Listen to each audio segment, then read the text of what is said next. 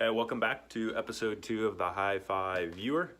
So part of what I want to do with these videos is highlight other people's systems, which I'm going to do, and I have some people lined up to do that.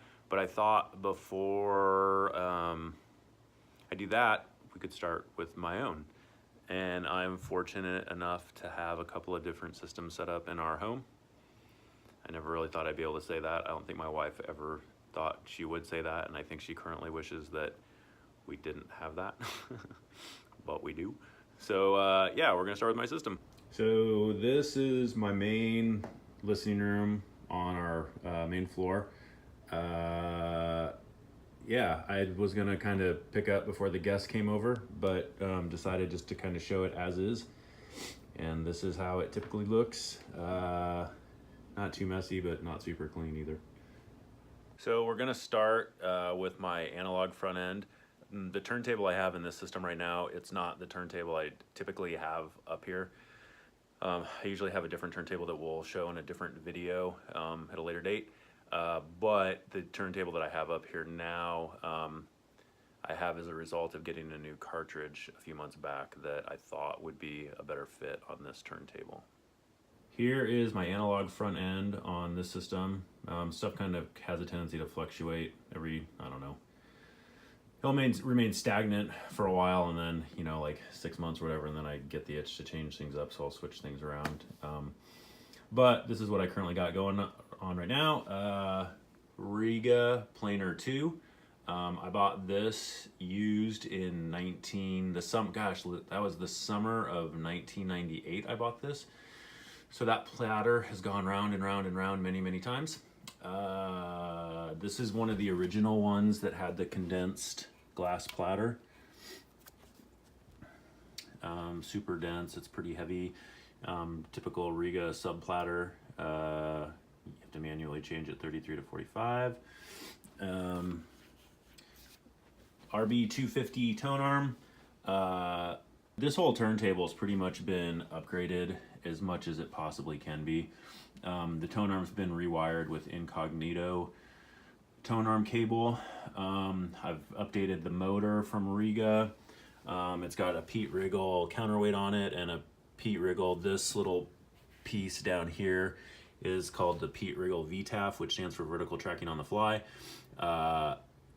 So as opposed to regular Riga arms where you can't adjust the vertical tracking angle, now I can. So yeah, again, the reason I have this turntable up here is mainly because I got this cartridge. Right around Christmas time, I had some Christmas money burning a hole in my pocket, and I had been seeing a lot of videos on YouTube talking about this particular cartridge, which is a Nagoka MP110, and how good it was for the money, and especially a lot of people were saying it was a home run when you matched it with a shit Manny Phono Stage, which I already owned, and so I thought I'm gonna risk it and buy the cartridge and see what I think. $110 for a cartridge isn't much of a risk, and I have zero regrets buying it. Man, for the money, you cannot do any better. Super low surface noise, super forgiving, super musical sound. It's articulate. The only thing that was weird is when I first got it, the bass was super voluptuous. Not distorted, but just weird. Just too much of it. Tweaked it a bunch, messed with vertical tracking angle, setup, yada, yada, yada. And over time, it kind of subdued a little bit. It's still pretty a bass-heavy cartridge, but I mean, it's not distorting or anything. It's just there's a lot of it. So under the turntable, I have these Ginkgo audio isolation devices. I know those look like racquetballs, but they're not. They're smaller and denser, more dense than racquetballs. I've had varying degrees of success with these things. Typically, I don't think they sound that great under turntables, or they don't make the turntable they're under sound any better. They kind of typically make them sound kind of mushy. For whatever reason, under this turntable in this room, they sound better. I don't like the way they look. I think they look kind of hokey, but they do make the turntable sound slightly better, so that's why they're there. And then, as I said before, I've got the shit Manny Phono Stage, which I love. I love shit in general. Shit. never mind. There's been too many jokes around that company's name. I think they're a rad company. I think they make good stuff. I've got a number of their pieces, this being one of them. I'd recommend this Phonostage to anybody for $129 or whatever they sell it for. It's really hard to beat. The next thing that I want to experiment with is there's a company, I think they're called Swagman, I believe, who make a power supply that you can use, an outboard power supply that you can use with the Manny, because the Manny just comes stock with a wall wart. And I've read some stuff that say it's better or different. I think the Phonos or the power supply costs about $130, about the same cost as the Phonostage. So one of these days I'll get that and see what it does. Underneath the Phonostage, those are actually racquetballs. It was probably 15 years ago I got the itch to try some DIY isolation stuff, and so bought some racquetballs in this cutting board, super glued the racquetballs to the cutting board, and for the $7 to $10 I've got invested in that little deal, it's worth it. It makes a difference. Nothing earth-shattering. I could live without it for sure, but again, for $10, like, I'll take the benefit. Next, we're gonna move on to my digital front end. Before we get there, I'll say this. I used to be, I no longer am, but I used to be a flag waving analog only zealot. I thought, you know, like there was no place in this world for digital if you took music seriously. I mean, that was a long time ago. I don't believe that anymore. I don't believe it at all. I think digital's come a long way. I don't put all my eggs in one basket, whether that be analog over digital or vice versa, or tubes over solid state or vice versa. I think that sort of talk is silly, and I'm not, you know, I know plenty of people who cling to their ideologies, and God love them, like they believe what you want, you know, or I just don't. I've had plenty of moving experiences listening to digital. I've had plenty of moving experiences listening to analog. Both have their pros, both have their cons. I just feel that in this day and age, I'm stoked to see analog make the comeback that it has.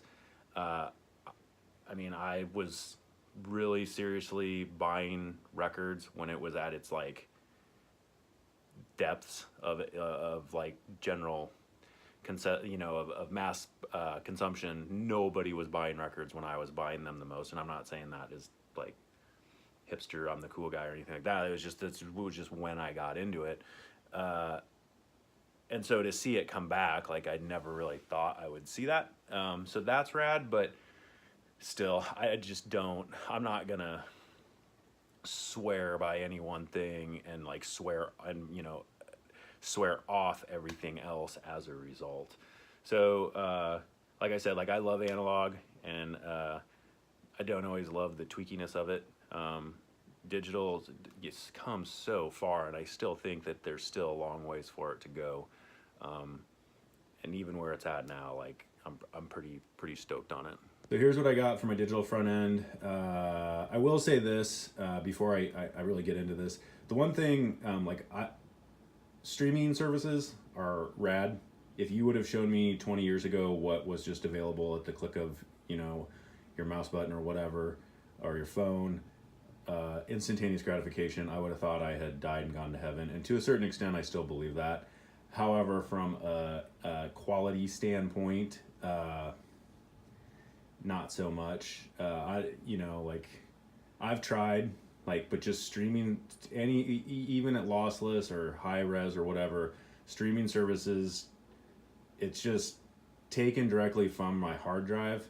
It always sounds better. It always sounds better to me. And so, nothing against streaming services. I'm not dissing them. Don't take it that way.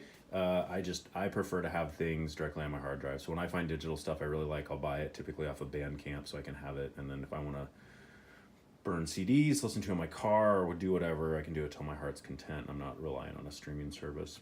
Anyway, so it's probably 6 years ago I got moved away from CD players, 6 or 7 years ago, moved away from CD players and got into hard drive based digital. At that time I got this just cheap Toshiba laptop. I don't know, it was like $300 or something at the time. Nothing too extravagant. It's nothing extravagant at all. I'm using JRiver for the software. It's disengaged all the Windows media processing, yada yada yada. I think I use Wasabi, I think, for, I don't know, it's been so long since I've dicked around with it, but anyway, yeah, digital goes through there. I've got a 4 terabyte hard drive that I keep all my digital files on, mostly FLAC or WAV files, or with the Apple lossless ALAC, whatever that's called.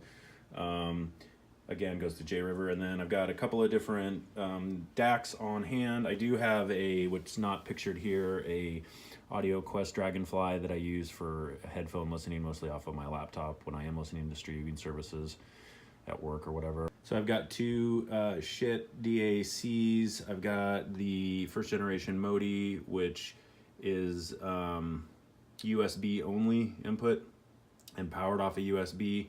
And then I've got the Modi 2, which has 3 different inputs. It's got its own power supply, which is just, again, just a wall wart. So I started with this, obviously, and this changed everything for me in terms of just what digital could be. It just, hands down, in every way, shape, or form, this setup and that just blew away any CD player I had ever had. Just so much better, so much more engaging. Things were so much more intact. And then when this came out, I got this and I loved it. But part of my reasoning for wanting to get it, well, there was two, was like I thought you probably have enhanced quality based on the fact that it had an outboard power supply rather than relying on USB to power it. And then I also was intrigued by the idea of having multiple inputs, so if I could experiment with running a CD player through it. I do love the way this sounds with my laptop. I don't I don't particularly care. In this system, I have a number of CD players on hand and Blu-ray players, whatever, digital disc players, and nothing in this system going through this sounds better than anything off of my hard drive. And so I periodically will have a CD player up here hooked up, trying to convince myself otherwise, because I do have an extensive CD collection and not all of it is ripped onto my hard drive. So for convenience, I would have periodically bring a CD player up here, but it ends up just taking up too much space and I don't listen to it enough, so I end up getting rid of it. Okay, anytime I've ever done anything video based, I always go into it not knowing what I'm gonna say, and then when it's all said and done, I've said 100 gazillion times more things than I thought I was gonna say. Case in point with this video. So I think we're gonna cut it short there, and I'll come back in a later video and do the rest of my system from preamp to amps, or amp, speakers, and cables. So until then.